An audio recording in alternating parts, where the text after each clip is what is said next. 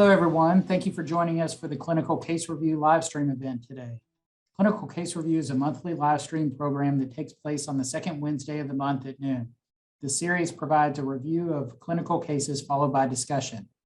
Please enter any questions for our speaker in the Q&A box at the bottom of your screen. We will discuss questions at the conclusion of the presentation. To introduce our speaker today, Dr. Joshua Hayden. Josh is the Chief of Chemistry at Norton Healthcare. He earned his PhD in chemistry from Carnegie Mellon University, conducted his postdoctoral research at the Massachusetts Institute of Technology, completed a 2-year clinical chemistry fellowship at the University of Washington, and worked for 4 years as an assistant professor at Cornell Medical College. Josh has particular interest in developing and overseeing mass spectrometry assays in the clinical laboratory. It's much easier to say mass spec. But anyway, thanks for joining us today, Josh, and look forward to your program. Thank you very much for having me. And I completely agree with you. Mass spec just sounds cooler and is easier to say. And thank you all for taking the time. I wanted to talk today about the utilization and interpretation of urine drug screens. I will include it at the end, but I'm giving my contact information. Email is the best way to get a hold of me. Please don't hesitate to reach out if you have any remaining questions at the conclusion of the program. I have no relevant financial relationships to disclose. And with that, I'd like to start in on our first case. These cases are all representative of cases I've been consulted about in our health system. And this is a fairly common one, the opiate negative patient in the emergency room. So here we have a 30-year-old female, came in with a history of substance abuse, unresponsive after being found down. She has some vital signs and physical signs which are representative of that opioid toxidrome. It's a good time to mention that I am a laboratorian by training, so this will be about as clinical as I'm able to get. And even then, if I start talking, you might think this person didn't go to a good med school. And the answer is actually, I didn't go to any med school. So you would be correct. Our patient with this opioid toxidrome is tested with a urine drug screen, and the results are shown below. I've highlighted in red and bold results which might seem confusing to you. Even though this patient came in with this presentation, they tested negative for opiates. So that brings up our first poll question. An opiate screen detects which of the following drugs, and I'll mention that you should select all that you think apply. I'll give you some time to answer. Right? So your options are morphine, codeine, oxycodone, methadone, fentanyl, and buprenorphine.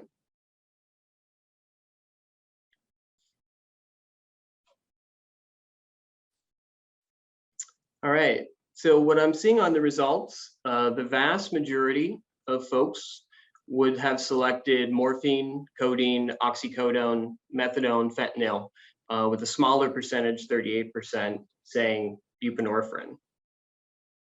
So if we close the poll, let's talk a little more about what an opiate screen actually detects.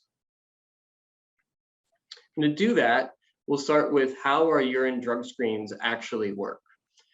Our urine drug screens use antibodies to recognize specific compounds. So even though we often call them a class, like opiates, it's detecting a specific compound within that class. Most opiate screens are going to utilize morphine as the compound they recognize. The way we do this, I think, is fairly cool. We take an enzyme, G6-PDH, we synthetically link a morphine molecule near its active site, and then we use these anti-morphine antibodies. So how does this work in practice? If we incubate those with a patient's urine who doesn't have morphine, then the anti-morphine antibodies will bind the morphine, which, since it's right near that enzyme active site, will actually inhibit enzyme activity, and we get no signal. In contrast, if a patient has morphine in their urine, then the morphine in the patient's urine will bind those anti-morphine antibodies. That leaves our enzyme active site accessible and active, and so we'll generate a signal. Now, when we do these screens in the lab, we can actually set a cutoff. So we can say at a certain level of signal, we will translate that to as positive. Anything below that signal will be read as negative. So for our opiate immunoassay screens, we actually use morphine. Morphine has very similar structural properties to codeine. And in fact, morphine and codeine are both the naturally occurring compounds from poppies that bind the opioid receptor. And that is actually how we define an opiate. Opiate is just the naturally occurring compounds that bind the opioid receptor. So any synthetically derived ones are not technically considered opiates. And if that sounds a little pedantic, that's because it is. To try to allay you, I've given a picture of nice poppies there to try to make us feel better. I didn't create the terminology, but it is sort of what we're stuck with. Most of us go back and forth between opiate and opioid. So an opioid is a synthetically produced compound that binds the opioid receptor. These almost always require drug-specific screens. So if you want to know if oxycodone is there, we actually generally need to use an oxycodone-specific immunoassay screen, similar for methadone, buprenorphine, fentanyl. So going back to our question about an opiate screen, opiates actually only have good sensitivity for morphine and codeine. Now, that's not to say there might not be some cross-reactivity with oxycodone, for instance, but in general, the sensitivity is best for morphine and codeine, the naturally occurring opiate compounds. So going back to our case, an opiate negative doesn't mean that the patient has not used some sort of opioid-like substance. And some of you might be asking because heroin actually is itself metabolized into morphine. And our patient had some indicators that could be suggestive of heroin use, including the apparent track marks on upper extremities. And we would expect heroin that's metabolized to morphine to test positive on opiates. But what we find more and more is that heroin is almost always laced with or entirely composed of fentanyl. So even when patients might think they're doing heroin, very often what they're actually doing is fentanyl.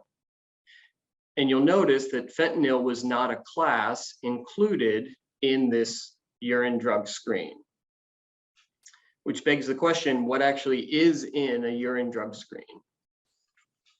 And unfortunately, there's no good answer to that. There is no standard drug screen. What I'm showing here are 4 examples that I found of various numbers of drug classes that are included in drug screens. It can range from some that include more of the opioids, some that don't, some that include classes like PCP. There is no standard drug screen. And that's an important take-home point, that when you order a drug screen, it's important to think about what's actually in that drug screen. Some additional key considerations. So our drug screens are going to rely on antibodies to recognize specific compounds, and that conveys certain sensitivity and selectivity. And the opiate screens are really designed to detect morphine and codeine and show little to no sensitivity for other opioids, especially for things like fentanyl and methadone, which are significantly different structurally. On to case number 2. This is something we encounter far more often in the outpatient setting, a benzodiazepine negative patient. So we have a 40-year-old male with history of depression, chronic anxiety, who's presenting for transfer of care, including medication refill. They report using bupropion, 100 milligrams daily, and clonazepam, 0.5 milligram as needed, generally averaging 2 to 3 times a day. And that reported usage is supported by looking into med refill data. Urine drug screen results, in this case from an expanded panel, are shown below for this patient. And I've highlighted in red 3 concerning findings, right? A positive amphetamine, a positive fentanyl, and a negative benzodiazepine. So for our next poll, and you'll see this poll several times in the remaining cases, I'd like to ask the audience to tell us, what do these results suggest the patient is doing? Are they taking all prescribed and only their prescribed medications? Are they taking potentially non-prescribed medications? Are they not taking prescribed medications? Perhaps both B and C, taking something non-prescribed and not taking prescribed? Or finally, is the interpretation unclear? Additional testing is needed.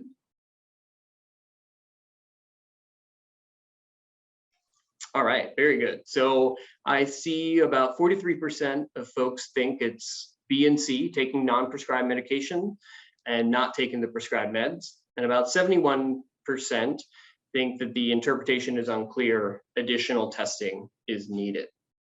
So let's close that poll and go into a little more detail on the case. As I mentioned before, our urine drug screens use antibodies to recognize specific compounds. One of my mentors used to describe this as being a handshake, right? We have an antibody which is designed to recognize some sort of structural group on a compound, and that's sort of like knowing who your friend is based on how they shake hands, how tightly they grip, where they position thumb, things like that, right? We have no way of actually knowing the identity of the compound that was recognized by the antibodies. We only know that something bound, and thus the test is read as positive. So that opens us up for the potential for false positives due to cross-reactivity. Right, so I'm showing here we have some anti-drug antibody that's designed to recognize our drug, abbreviated as a triangle. But perhaps the patient is taking some other medication, which has some cross-reactant represented by the diamond. And that cross-reactant is also bound up by the antibodies, which could then create a false positive. Sometimes we can identify what is actually causing this cross-reactivity. So I like this case because bupropion is one of them. Bupropion and also labetalol can, now that doesn't mean they always do, but they can cause false positive amphetamine screens.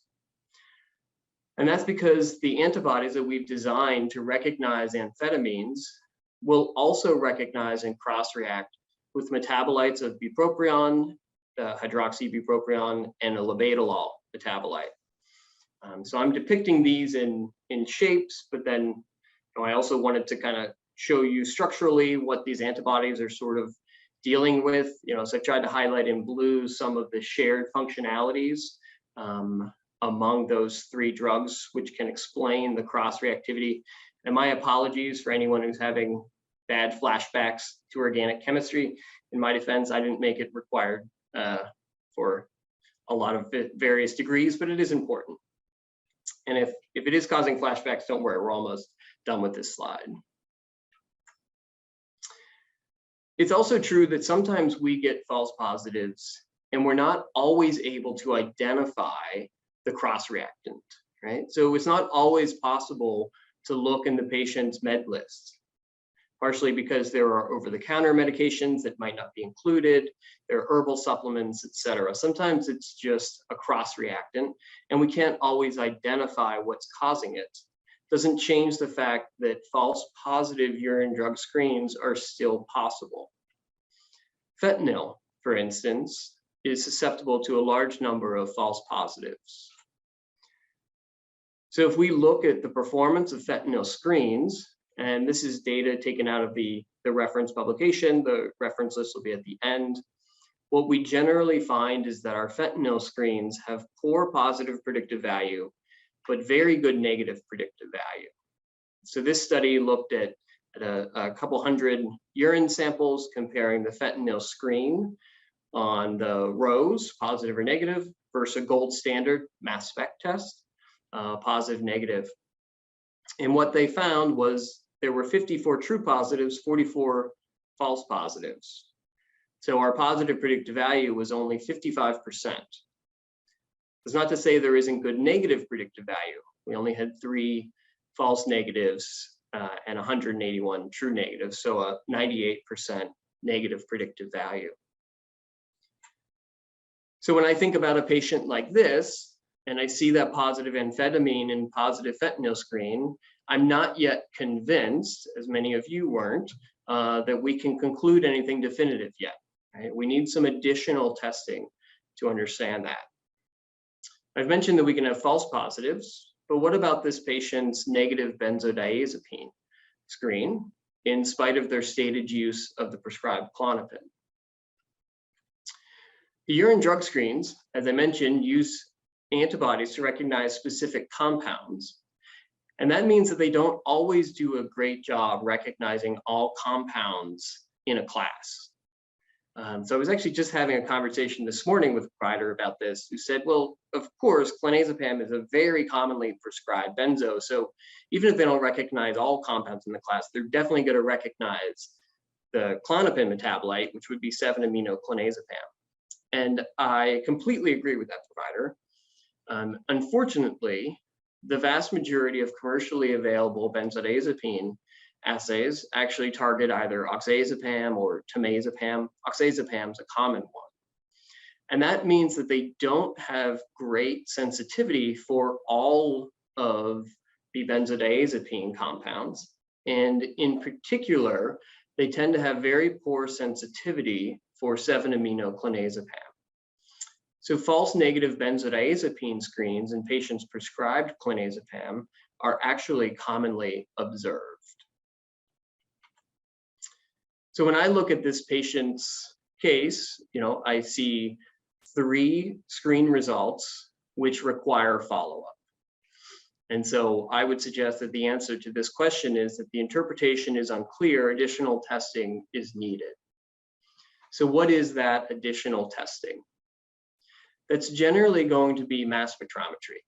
So mass spec-based urine drug testing actually allows us to identify specific compounds within a patient's urine. So I've talked about our screens, which are a handshake between an antibody and a specific compound. They're cheap, they're rapid, and they're not terribly accurate. They have the potential for false positives as well as negatives. And they only report the presence or absence of drug classes, but can't differentiate which specific compounds are in that class. So is it just benzos? Is it clonazepam? Is it diazepam, etc.? In contrast, confirmation testing by mass spectrometry actually allows us to detect the presence or absence of specific compounds in samples. And when we detect them, we're detecting them based on characteristic physical properties of the compound. You can think about a mass spec sort of like a molecular level scale, and it is generally going to be the gold standard, which is why I've included the picture of the golden scales. Now, this is going to be a more expensive assay to run, longer turnaround times, but it's definitive. When we say it's there by mass spectrometry, that means it's there. We also have the ability to report concentration of specific compounds. So it's not just classes, it's distinct compounds within that class. So how might that look if we ordered confirmatory mass spec testing on our patient? You can see we go from a negative benzodiazepine screen result to quantitative presence or absence of a range of common benzodiazepine metabolites.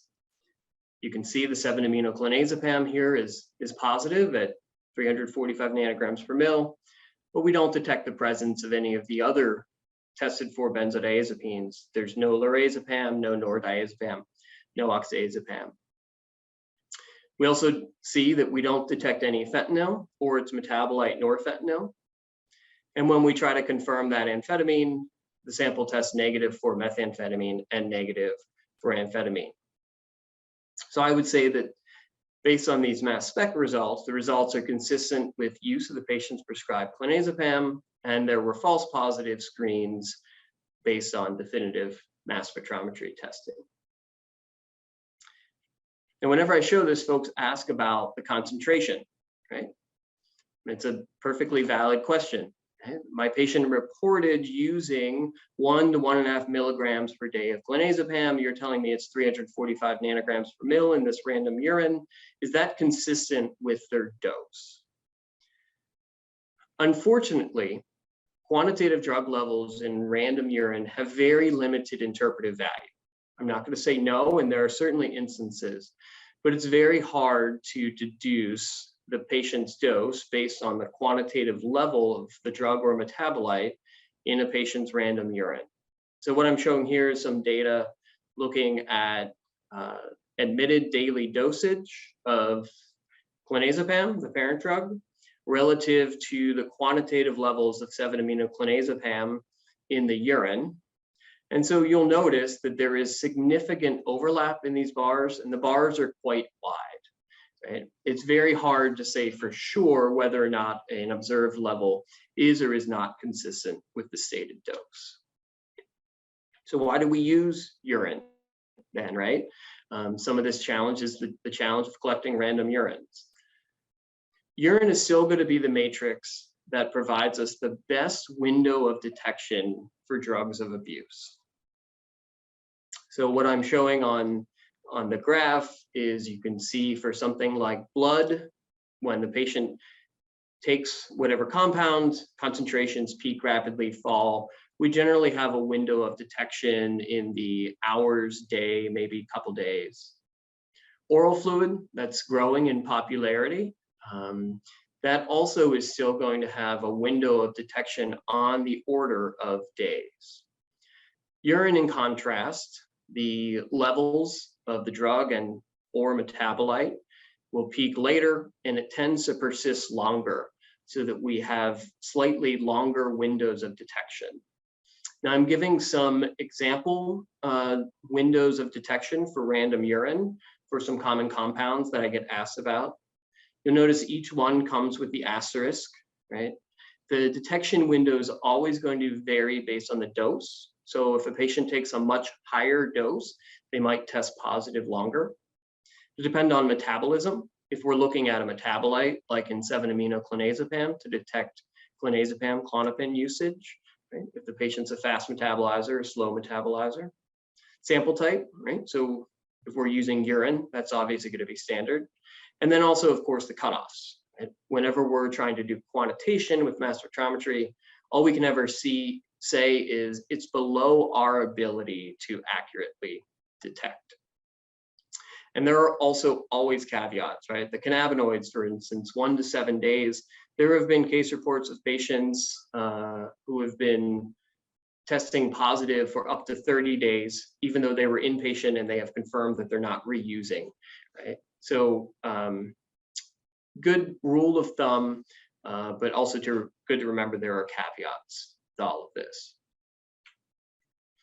So our key considerations from this case, false positive drug screens can occur, typically due to cross-reactivity, although the cause is not always known.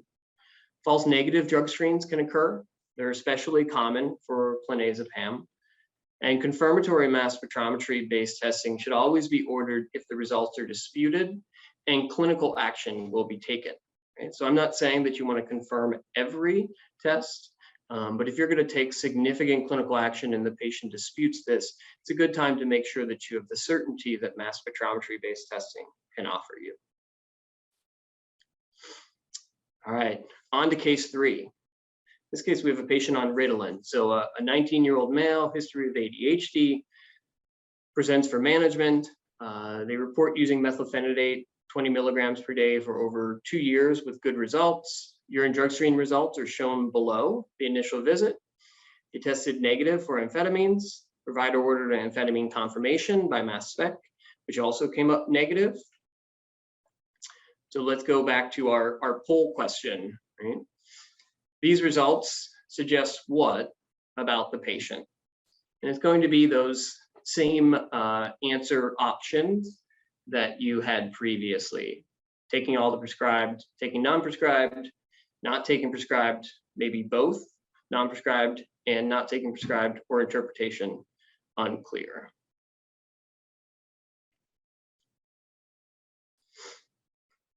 Okay, so here I see 67% of folks are saying not taking prescribed medications, and 33% state interpretation unclear, additional testing needed. So I wanted to bring this case up because it is a common situation that we get asked about. We often think about some of the ADHD medications, Adderall, Vyvanse, and Ritalin, being somewhat comparable and having amphetamine-like activities. And while that might be true, Adderall and Vyvanse are themselves actually amphetamines. Methylphenidate is its own separate group of compounds. And so if we look at expected test results, a patient on Adderall or Vyvanse, we would expect to test positive on an amphetamine screen, and we'd expect their confirmation for amphetamines to also be positive, where they would have detectable levels of amphetamine, but no methamphetamine.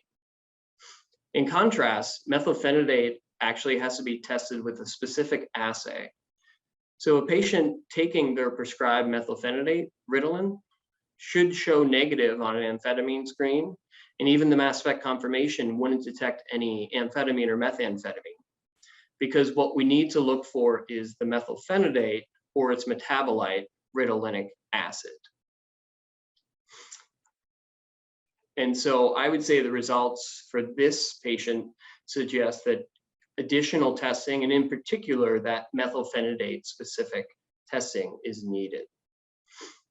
And so the key consideration here is that while we often think about methylphenidate, Ritalin, like an amphetamine, it is not structurally an amphetamine and will not screen positive on our amphetamine screens or even test positive for the presence of amphetamine on confirmatory testing. Our next case here, case 4, patient being managed on Suboxone. So 52-year-old male, history of alcohol dependence in remission, failed back surgery syndrome, being managed on twice daily buprenorphine, naloxone. Urine drug screens from an expanded panel are shown below. I've highlighted in red and bold the sort of relevant result. They're negative for everything except the buprenorphine. Provider goes the next step and orders confirmation on that positive buprenorphine. And what we see is confirmatory testing shows the presence of the buprenorphine parent drug above the upper limits of quantitation, meaning there's too much there for the instrument to reliably tell us how much is there. And yet we have no detectable levels of the norbuprenorphine metabolite or the buprenorphine glucuronide, norbuprenorphine glucuronide metabolites, and there's no indication of the naloxone glucuronide metabolite. So our fourth poll question, same question as the last few, with those same answer options in terms of what you think this data most likely suggests about this patient.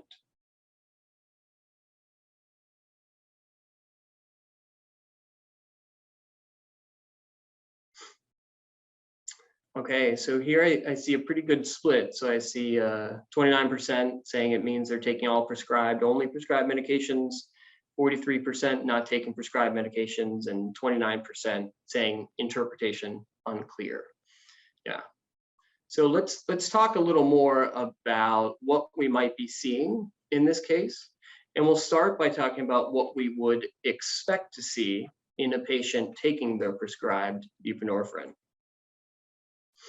And here we're bringing up the concept of sample adulteration. So if a patient is actually taking buprenorphine, what should happen is in vivo, that parent drug buprenorphine will be metabolized through a variety of pathways to some detectable metabolites. So it can be metabolized by CYP3A4 to the norbuprenorphine metabolite. And then both buprenorphine and norbuprenorphine can be glucuronidated by UGT1A1 enzymes to produce the more water-soluble buprenorphine glucuronide, norbuprenorphine glucuronide that are excreted in large amounts in the urine. In contrast, if a patient, instead of taking the medication, just puts the medication into the random urine sample that they are submitting, then since it's coming directly from the medication, we would not expect to see any of the metabolites, right? And so that would be similar to what we saw in this case, where there was no detectable norbuprenorphine or any of the glucuronide metabolites. In addition to that, the levels of the parent drug tend to be very, very high. It's hard to spike a couple nanograms per mil of parent drug into the urine. And so this sort of pattern, where we have an absence of metabolites and very high levels of parent drug, can be an indication that the patient is spiking the urine sample. Also good to consider low urine creatinines can be indicative of sample dilution or substitution. So in this patient's case, I would go kind of back and forth, right? I think that it's most likely suggestive the patient is not taking prescribed medications. Now, I should mention that diversion is a fairly serious accusation, right? That's certainly not something that we in the lab are going to make. That takes a provider assessing the patient in front of them. These lab results show no indication that the patient is actually taking the prescribed medication and would suggest additional testing or interpretation, right? Perhaps a random witness urine collection, something of that nature. All right, right on track. So now we have a patient taking opiate. Opiates are, of course, going to be one of the most commonly prescribed medications for pain. So here we have a 52-year-old male with a history of chronic pain, being prescribed codeine, 200 milligrams daily, with a urine drug screen from an expanded panel as shown below. So once again, in red and bold, I've tried to highlight results, which we might want to think twice about. So we have a positive opiates, since we now know that an opiate screen is primarily designed to detect codeine and morphine. That could be consistent with the patient's prescription codeine. But to confirm this, perhaps we order confirmatory testing. And as I mentioned before, one advantage of confirmatory testing is that we go from the presence or absence of an entire class of compounds to quantitative information about specific compounds.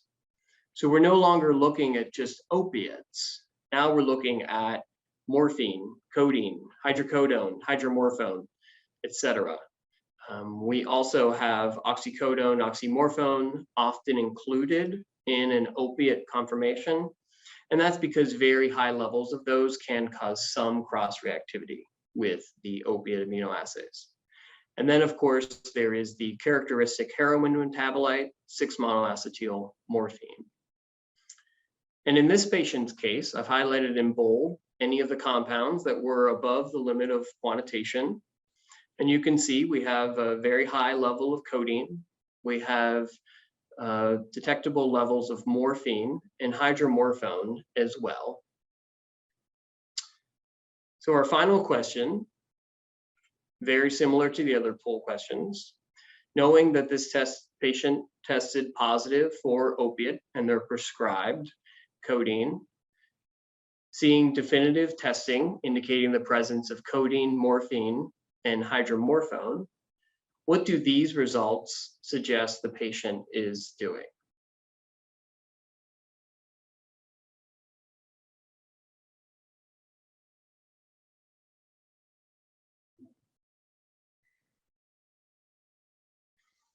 All right, so this one, it's funny, I saved this one for the end thinking that it would be the most conversation, but it looks like folks are certainly somewhat familiar with this, and I think it's a confusing aspect. So the polls show 67% of folks think taking all prescribed, only prescribed medications, and 33% suspect that they're taking non-prescribed medications, which I think is a very common concern and worry in a case like this, because we're only prescribing codeine and yet we're detecting all of those additional compounds. So let's talk about what might be happening here. So we talked about buprenorphine metabolism in the context of sample adulteration, but there's also metabolism of any drug when a patient's taking it. So if we're looking at codeine, for instance, when a patient takes codeine, in vivo, the body is actually going to metabolize that codeine to morphine. And that's going to occur through, I believe it's CYP2D6. The morphine can itself then be metabolized to hydromorphone. And all three, codeine, morphine, and hydromorphone, can be metabolized to their glucuronide metabolites. And I will just pause here and mention that the detection of glucuronide metabolites by mass spectrometry can get very challenging. And so operationally, we very often perform a hydrolysis reaction. And yes, if anyone's saying, oh, you should have told me that earlier because would have answered differently, you're right. I saved that point till the end, not to make it seem like I'm teaching something here.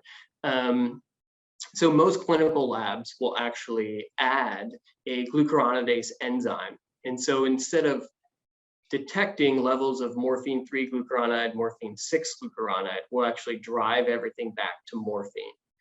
Now, many labs do not do that for buprenorphine because of the importance of those glucuronide metabolites in being able to detect potential sample adulteration in that case. But for many opiates, we actually do convert them back to the parent drug. And what you'll see is that if our patient is taking their prescribed codeine, then those levels of morphine and hydromorphone are expected metabolites of them using their prescribed codeine. Now, one question which often comes up is, well, is the patient taking codeine or codeine and morphine? And that's a very challenging question to answer. We can say that the levels of morphine are below those of codeine, which is generally expected, but not always the case. So that would be consistent with the morphine being a metabolite of codeine. But as I said earlier, trying to interpret based on quantitative levels from random urine samples can get very challenging. We don't know how well this patient is metabolizing. We don't know how long ago they had their dose.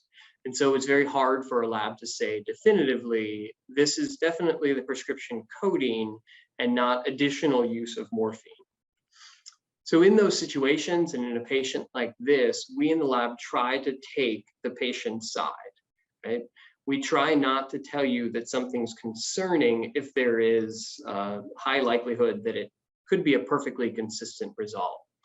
And so I would look at these and say, we have codeine, we have morphine, we have hydromorphone. These are all expected metabolites. They roughly follow sort of the relative concentration I'd expect, where codeine's higher than morphine, which is itself higher than hydromorphone. And so this would be read as consistent with the use of the prescribed codeine. I've only shown the codeine, morphine, hydromorphone here. Good to remember that other drugs we prescribe are also metabolized. So common one, hydrocodone, Vicodin, Norco. Hydrocodone can be metabolized to hydromorphone. So in a patient prescribed hydrocodone, when we do definitive testing, we would expect to see both the hydrocodone and the hydromorphone. And similarly, the oxycodone can be metabolized to oxymorphone. And yes, oxymorphone is itself a prescription drug. And so trying to sort out whether a patient is just taking oxycodone or taking oxycodone and Opana gets to be very challenging. It is much easier to determine use of just the metabolite, right? So if a patient is prescribed Dilaudid, I would expect them to test positive for hydromorphone, but hydromorphone should not go the other way and produce any detectable amounts of hydrocodone or morphine in their urine. As I said, it can get complex and challenging. What we try to do is to give the patient the benefit of the doubt. And so in this patient's case, for instance, I would say that these results suggest that the patient is taking all the prescribed and only the prescribed medication. And with that, I wanted to make sure that I left plenty of time for questions about the cases. My contact information is shown here, my email, my office phone. I'll just mention that I'm a system employee, so I'm not always at my office. So shooting me an email or scheduling a time to call is unfortunately helpful. Or since I'm around the system, if there's a good place for us to talk and you have questions, happy to do it near you. So thank you for your attention today, and happy to take any questions that came in. So Josh, I have a couple of things that I wrote down during your presentation, which you did a great job, by the way. In a former life prior to my starting with Norton, I did addiction medicine. I was a medical review officer. So this was like flashbacks in the worst of ways for me. But one of the questions that I had, when I was doing my MRO training, which for those of you, it's a medical review officer. So it's reviewing drug screens, particularly for DOT physicals, and going through all of that certification.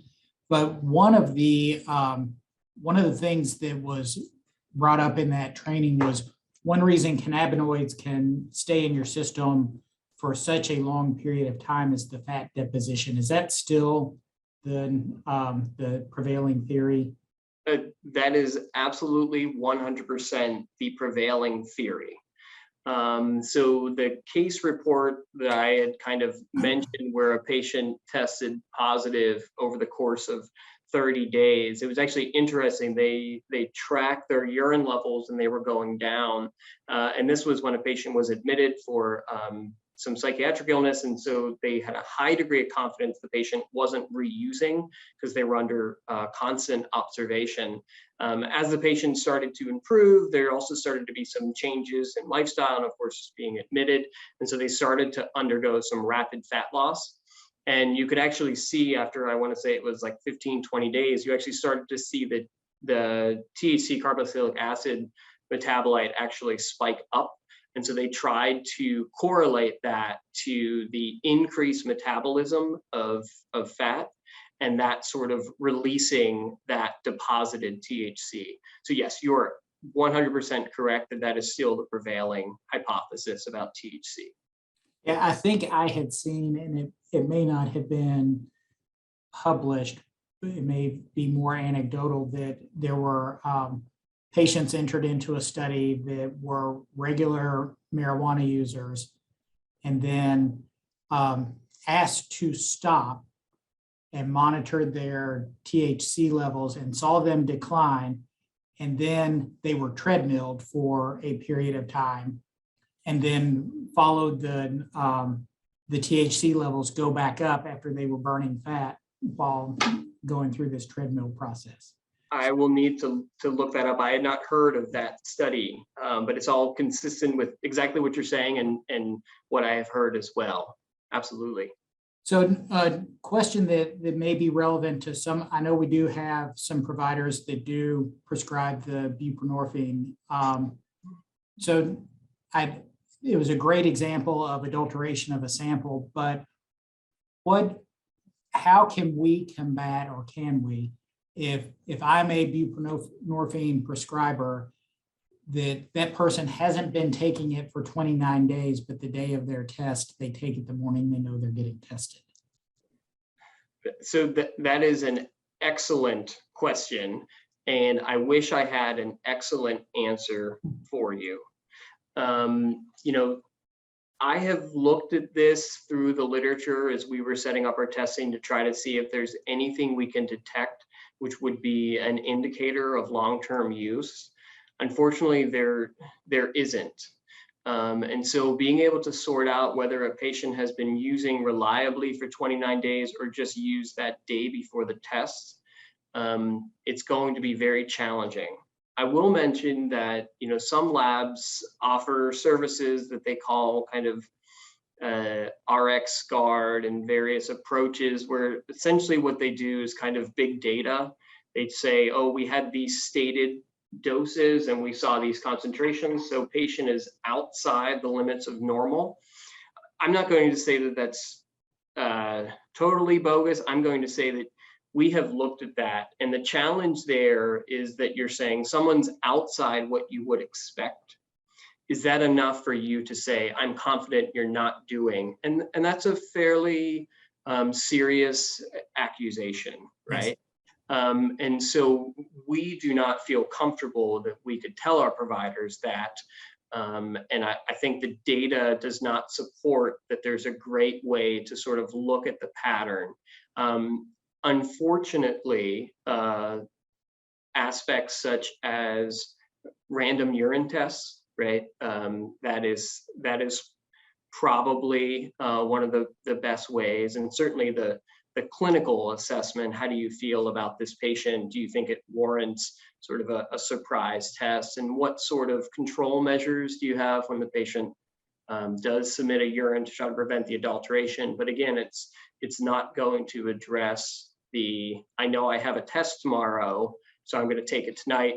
The only way to try to get around that is to not let them know they have a test tomorrow. So that sort of goes to, I had, when I was with the Kentucky Physicians Health Foundation, I had people that I couldn't prove were doing something wrong. I just knew that they were. And it sort of goes to that. So for alcohol use, we used ethyl glucuronide. And I realize it's not a linear. They had 5 beers, so it's going to be X amount. But someone would say that they had, you know, a whiff of alcohol the night before, and their test would come back like 40,000 units. And you're like, there is no way that's all you had. I just can't prove that that's all you had. Yes. And so you run into that, and it gets frustrating. But I think, to your point, that's where you change how you're doing things to some degree, you know, a little bit more surprise about it, pill counts, et cetera. So question in the Q&A, what's the detection window for fentanyl and the metabolite norfentanyl? So I would assume that's based upon the extremely short half-life of fentanyl. Yeah, so that is a great question, and I think it's a good chance to bring up the reason I give those asterisks.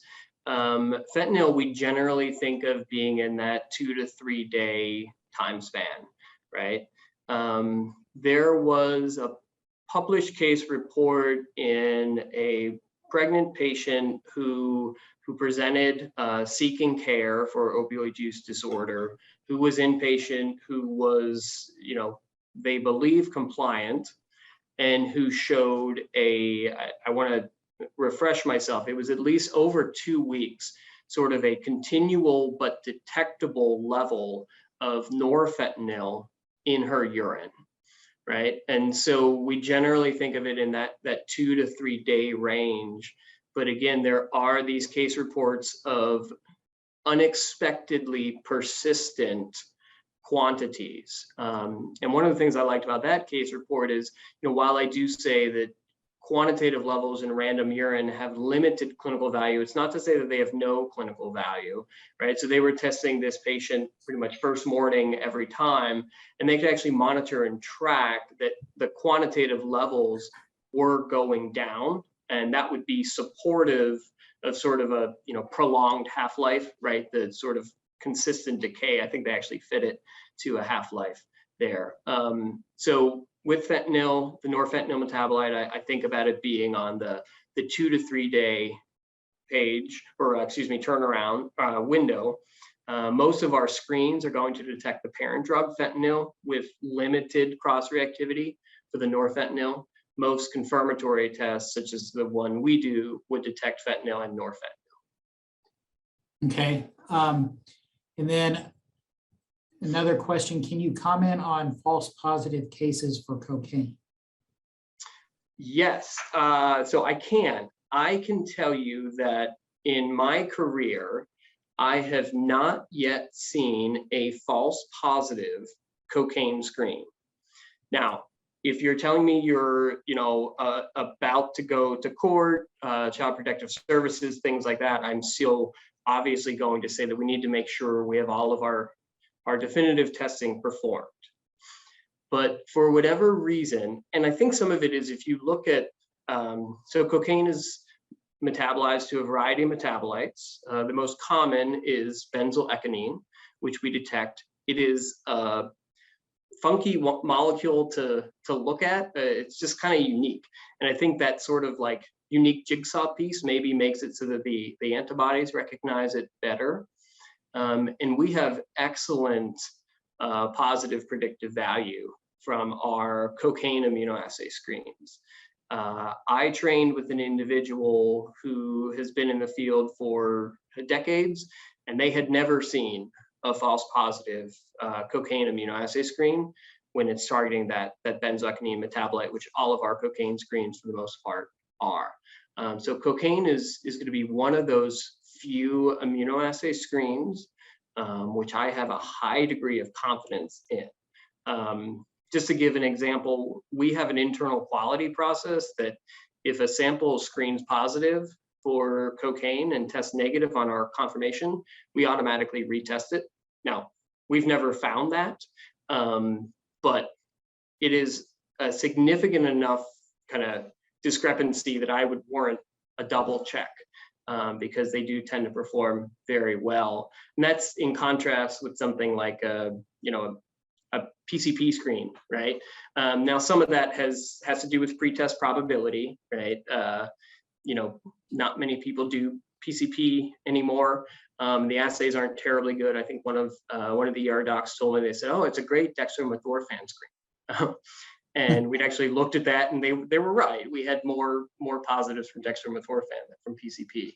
So the different immunoassay screens perform differently, and cocaine would be an example of an excellent, highly specific immunoassay screen.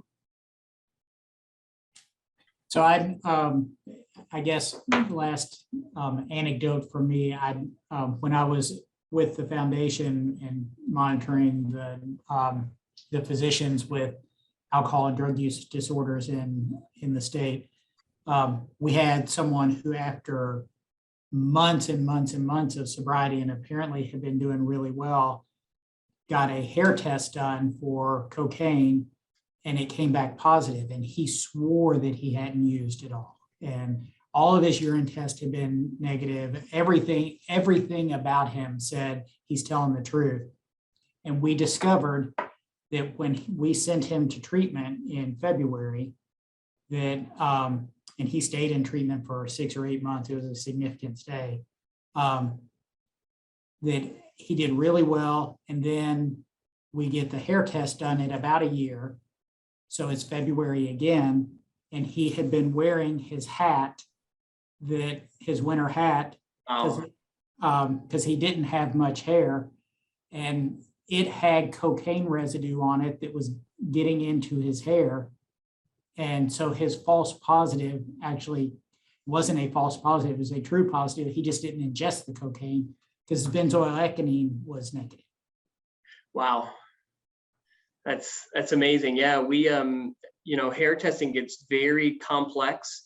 And it's good that we have experts who sort of manage that. I certainly appreciate that, one of the nice things about urine is so much work is published on it, that if we have some of those questions and those puzzles, I can often go to the literature, go to colleagues and get more information. I can't imagine the challenge of dealing with hair testing where, the field is perhaps not as, I don't want to say popular, but not as common. Correct. So I don't see any other questions. I appreciate your time and the explanation of some things that I think probably confounded a lot of providers. So it was very informative, and I knew going in that you would do a great job with this because I've heard you speak before, but this is a pretty dry topic that you brought to life very well. So I appreciate it. Well, thank you. Thank you for the time, and don't hesitate to reach out with any questions. Thank you all. Thank you.